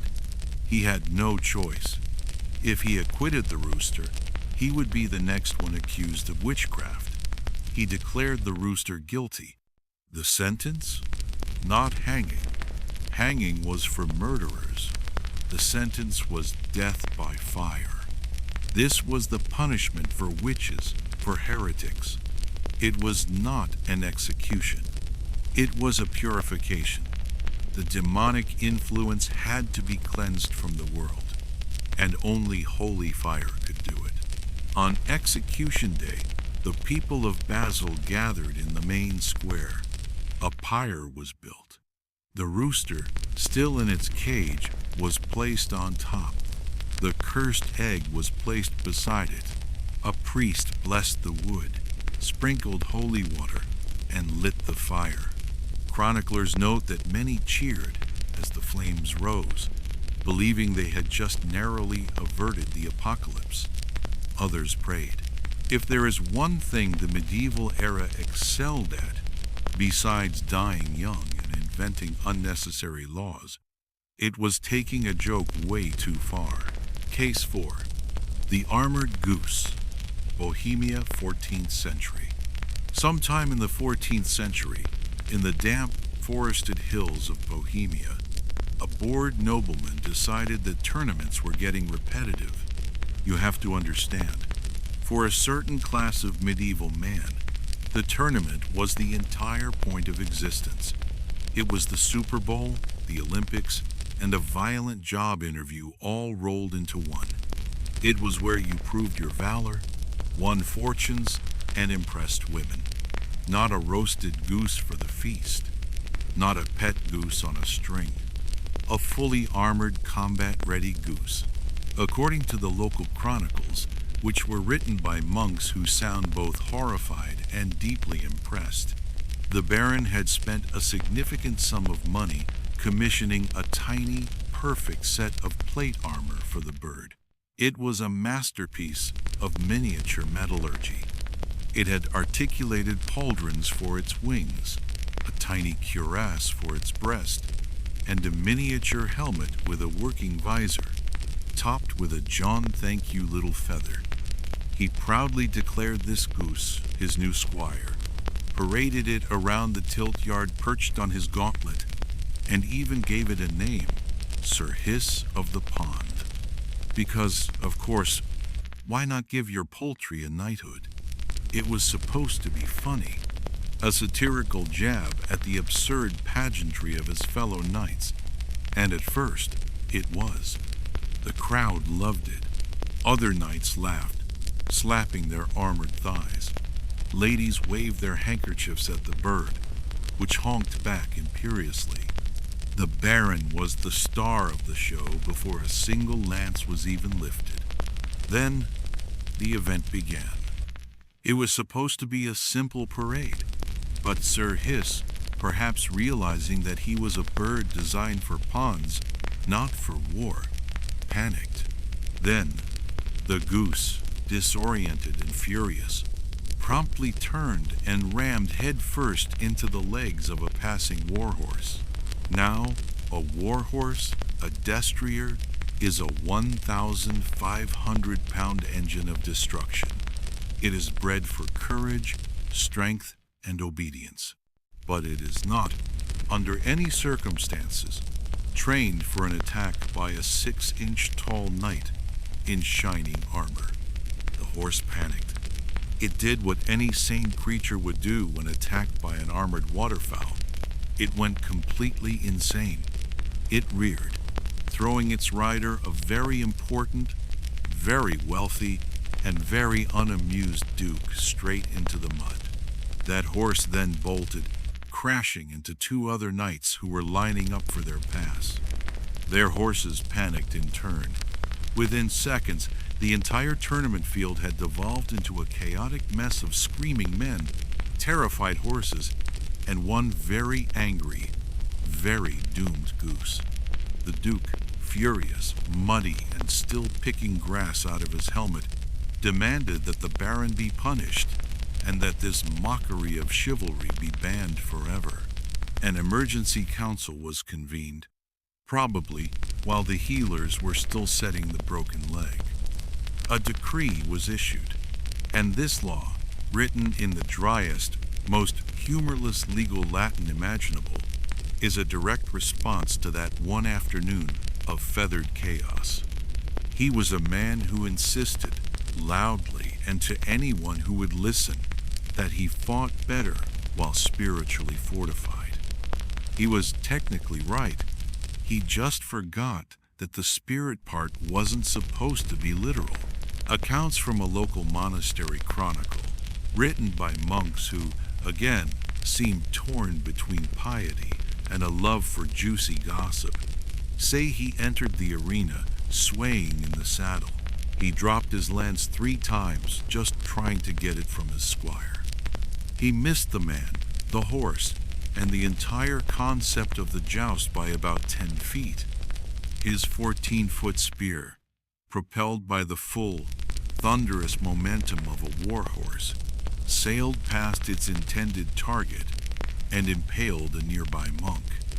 This monk, Brother Thomas, had apparently been standing by the side of the field, praying for everyone's safety, which is, you have to admit, a darkly poetic way to go.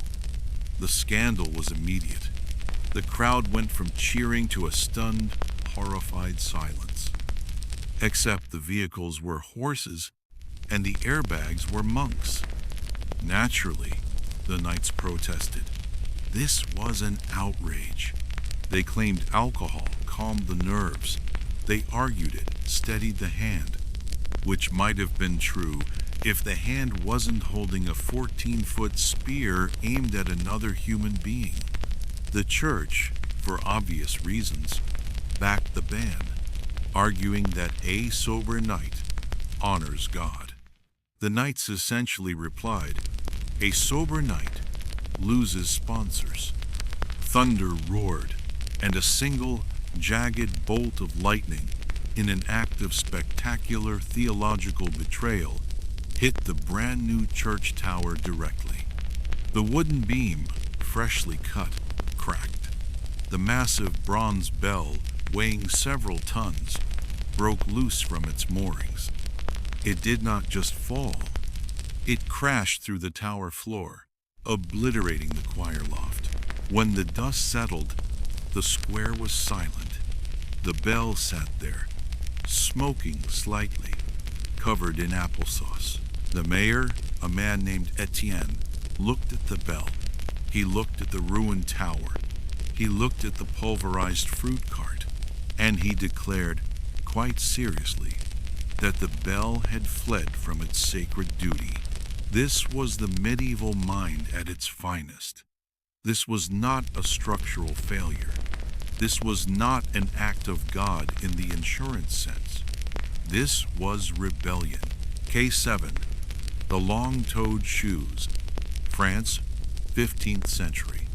If there's one thing the medieval nobility loved more than war and wine, it was fashion that made absolutely no sense. And in the 15th century, nothing made less sense than the poulain. The trend began in the 15th century French court. Nobles started wearing shoes with absurdly long, pointed toes. They were known as poulains or Krakowes, allegedly because the style originated in Krakow, Poland, by the 1460s. The elite were strutting around court with shoes so ridiculously long, some extending 2 feet beyond the foot that they had to tie the tips to their knees with ribbons or small golden chains just to walk straight. One chronicler noted, with evident disgust, that some noblemen's poulains were as long as their dignity was short. Another claimed you could tell a man's rank by how far his shoes stuck out, which meant social climbing had become dangerously literal. The stand toppled over, scattering dozens of lit candles across the altar steps and onto the vestments of a nearby bishop. The bishop's robe, made of dry, expensive silk, instantly caught fire. The congregation panicked. The choir screamed, their Kyrie eleison turning into a shriek of terror. The duke, scrambling to his feet to apologize, promptly got tangled in the chains of his other shoe and tripped again, this time rolling into a group of horrified priests. He declared that fashion must never again endanger the church. And so, in an act of pure royal pragmatism, Parliament passed the toe-length law. This law, with all the majesty of the French crown, dictated that no man of any rank shall wear shoes with points exceeding 2 inches beyond the natural foot, upon pain of a heavy fine or public ridicule. The nobility was outraged. The shoemakers' guild despaired. The peasants, meanwhile, cheered, though mostly because it gave them something new to gossip about while they stood ankle-deep in mud, wearing practical, sensible boots. Naturally, some nobles rebelled. They were the punks of the 15th century. They had their shoes cut at the legal 2-inch limit, but then stuffed the toes with wire or whalebone to secretly extend them, hiding the points under their robes. Well, a pair of shoes could be a vessel for the devil himself. This is the story of how the most ordinary parts of life became extraordinary crimes. 2. This was a massive, complex, and brutally enforced set of laws that dictated the exact size, weight, and price of a loaf, all tied to the fluctuating cost of grain. Bakers who broke the assize, who sold a loaf that was even an ounce underweight, were not given a simple fine at 3. They were dragged through the streets on a wooden hurdle with their false loaf tied around their neck and then publicly shamed in the stocks. So, the law was clear: you don't mess with the weight of the bread. But they would mock it in songs, in jokes, and apparently in pastry. And nothing scared kings quite like the idea that commoners might find humor in their divine authority. So yes, one overly decorative loaf of bread gave birth to the first anti-satire law in English culinary history. The moral was clear. In medieval Europe, never let your food look smarter than your king, because in a world where you could be executed for a pun, baking fancy bread was practically revolution. He could whistle entire hymns, complex bird songs, or what he proudly called the tune of the wind, which was, by all accounts, just 6 notes repeated very, very loudly for an hour. The problem was that his talent didn't stop at daylight. He whistled while he watched his sheep. He whistled on his way to the market. He whistled during Mass, which got him in trouble with the priest. And worst of all, he whistled at night. He would sit outside his hut, staring at the moon, and just whistle into the oppressive, total silence of the German night. His neighbors complained. They said it kept them awake. They said it frightened their children. They said it was unnatural. One evening, as the legend goes, his whistling reached a tragic crescendo. A local noblewoman was returning to the town castle, her carriage rattling over the old wooden bridge. Hans was devastated. He tried to argue that his music soothed the sheep and pleased the Lord, but nobody cared. The noblewoman still smelled of algae, and the mayor's patience was gone. When Hans was caught whistling the tune of the wind again a week later, he was fined 3 loaves of bread and a flagon of ale, the medieval equivalent of a parking ticket. Ironically, this law, born from one shepherd's annoying hobby, spread faster than the tune that caused it. Other towns adopted it. Why? Because the medieval mind needed a reason. It wasn't just annoying, it had to be sinful. They began to claim that night whistling was demonic. It was a way of calling the wind, which was witchcraft. Some claimed that whistling at night attracted actual witches, or worse, tax collectors.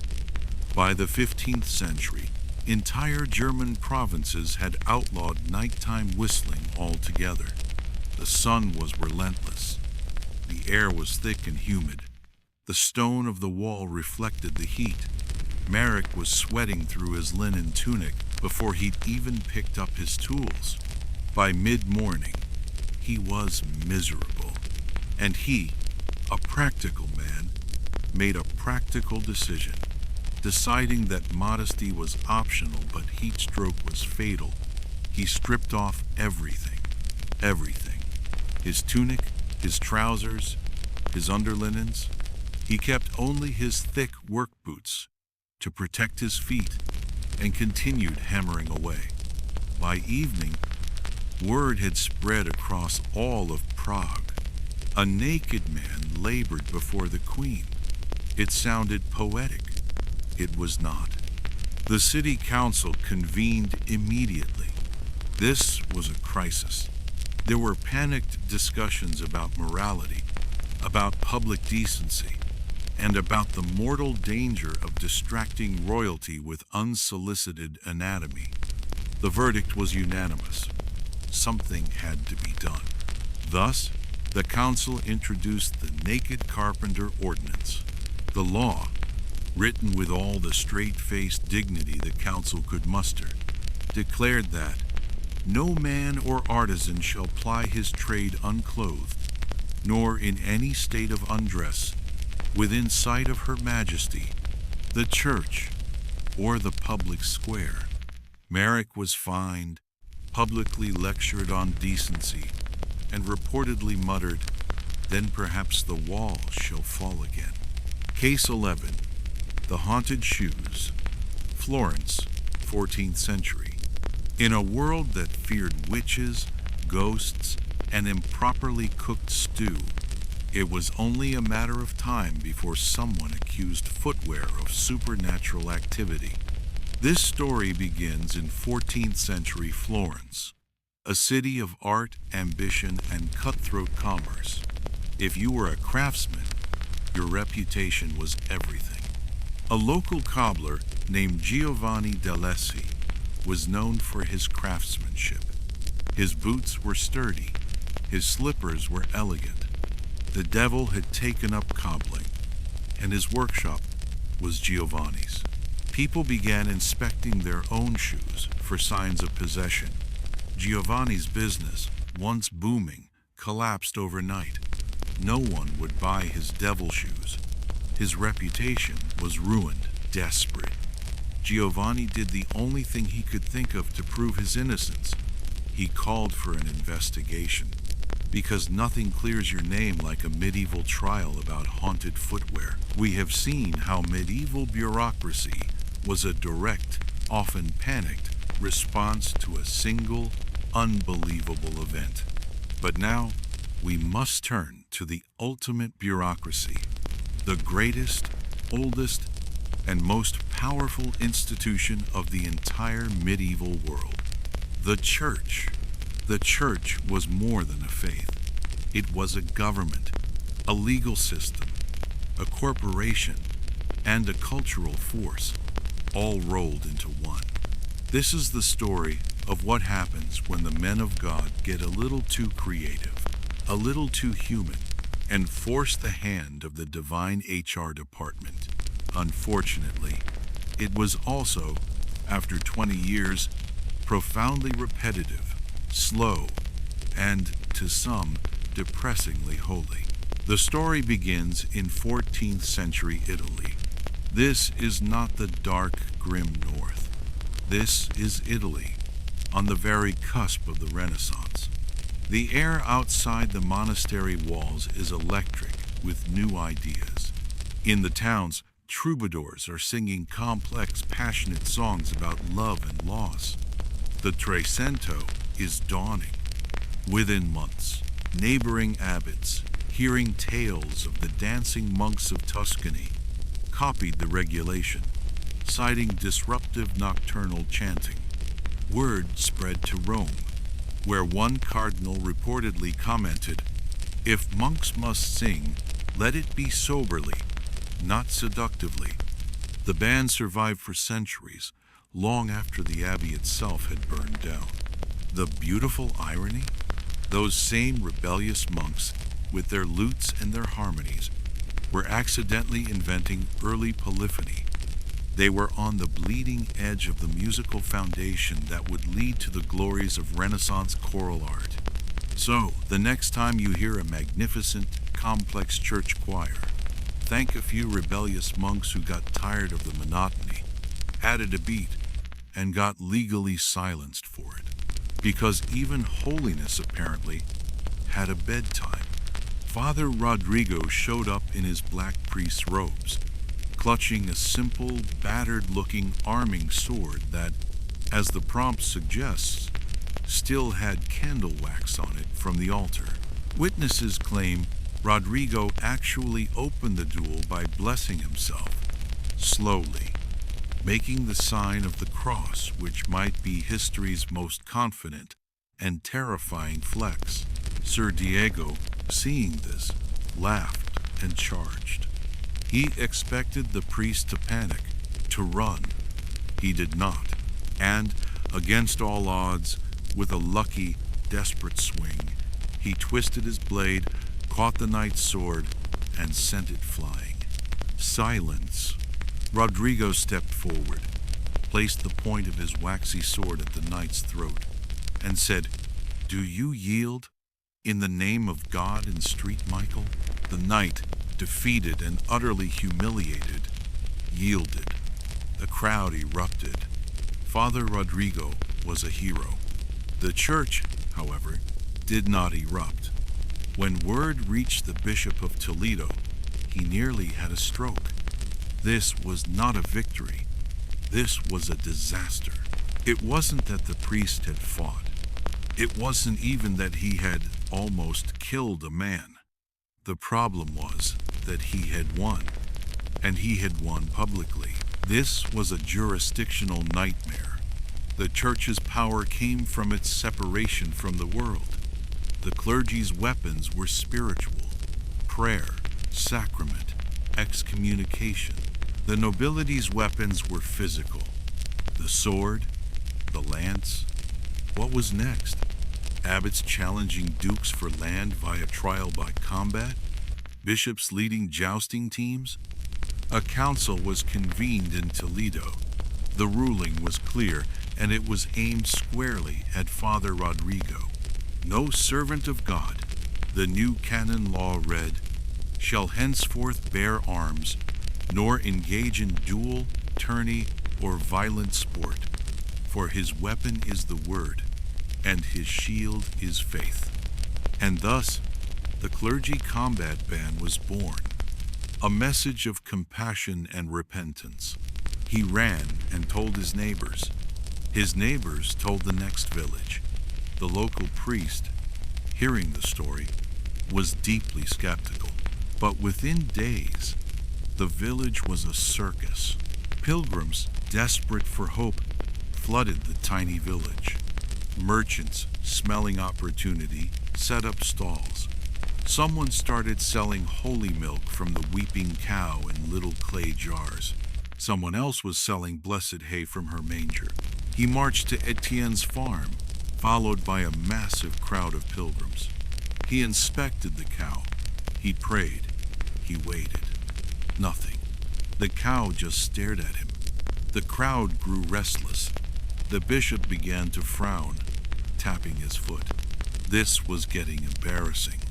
Then, after a few awkward minutes, a fly landed on the cow's eye. The cow blinked, and a single large tear rolled out. The crowd gasped. A miracle! The bishop, however, was not impressed. This, he declared, requires verification. Anyone claiming to have witnessed a miracle, be it a bleeding statue, a glowing loaf of bread, or an unusually polite sheep, now had to file for approval. Unsanctioned wonder-working was punishable by fines, penance, and, worst of all, paperwork. Of course, miracles didn't stop. They just got quieter. Peasants whispered about glowing crucifixes in secret and prayed their local saints wouldn't do anything too noticeable, lest they attract the attention of the bishop's auditors. As for Etienne's cow, she was officially declared blessed but not miraculous, and lived out the rest of her days in peace, or perhaps mild confusion. And that's how medieval France managed to invent religious quality control, making sure that even heaven followed protocol. Because in the Middle Ages, nothing was truly sacred except procedure. Not metaphorically in the soul, but literally with the body. He believed that God had given man a brain to understand his creation, not just to passively accept it. According to the great historian William of Malmesbury, who wrote about Aylmer a century later as a local legend. Aylmer studied the wings of eagles. He observed the wind, and eventually, using wood, cloth, and a frankly divine level of optimism, he built his own prototype. It was not a flapping Icarus-style contraption. He wasn't a madman. He was a scientist. The church, however, was less amused. The abbot was furious. The monks were terrified. This wasn't science. This was hubris. This was the sin of Icarus, who flew too close to the Sunday. This was the sin of the Tower of Babel, trying to build a new way to heaven. This was a man using his God-given intellect to defy God's natural law, which clearly stated that angels fly, birds fly, and men walk. The abbot convened a council.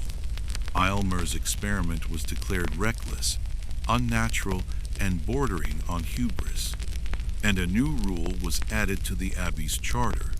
Let no man of the cloth, in this house or any other, attempt to fly by artifice or machine, under threat of penance or expulsion. And thus was born the official, legally binding ban on flying monks. From that day onward, the monks of Malmesbury were officially grounded, both literally and spiritually. A medieval monk technically beat Leonardo da Vinci to the skies by 500 years, but the church wasn't impressed. They had seen enough flying men for 1 millennium, and so ended the brief, glorious age of airborne monks, not with a prayer, but with a very undignified and scientifically valid landing. We've seen it silence monks for the crime of making their music too beautiful, and ground them for the sin of trying to touch the sky. These incidents, taken together, paint a picture of a world almost alien to our own. They demonstrate, with the clarity of a woodcut, that medieval life was governed by a set of rules, often born not from wisdom, but from panic. These laws, the ones that fill the margins of the dusty chronicles, are not the product of abstract philosophy. We try to find a grand, overarching theory of justice, but we are looking for the wrong thing.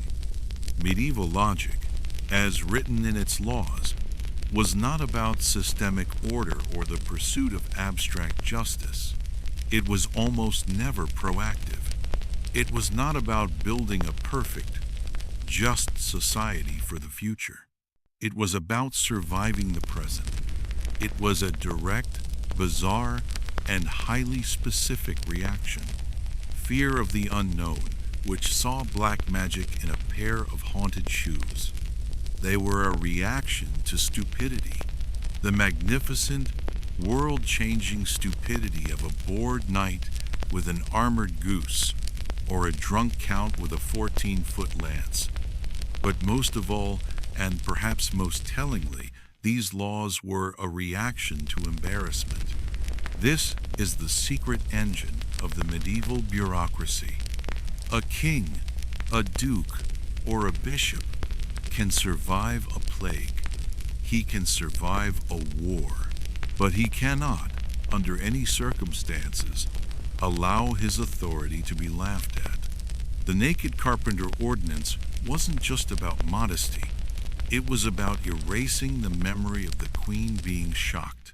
It was a legal way of saying, that thing you all saw, it will never happen again, and we will never speak of it. The ban on long-toed shoes wasn't just about fire safety. He is the town recorder in Prague who has to dip his pen and create the Naked Carpenter Ordinance. He is the abbot's secretary who, after retrieving his master from a dung heap, has to add a new line to the abbey's charter. Item: no flying. These men were the librarians of chaos. They took these singular, explosive moments of stupidity, fear, and embarrassment, and they tamed them. They drain them of their passion and their madness, and they turn them into something cold, something permanent, something legal. They filed the world away, one catastrophe at a time. It is easy for us to laugh at them. It's easy to look back from our sophisticated, enlightened present and find their world ridiculous. But are we really so different? Have you ever read the warning label on a new appliance? Do not use hairdryer while sleeping. Remove child before folding stroller. He works in corporate law, writing 40-page terms of service agreements because one person, one time, tried to do something so bizarre with their phone that a new rule was required. So, yes, the medieval world was governed by laws born from absurdity, but that is, perhaps, the most human thing about it.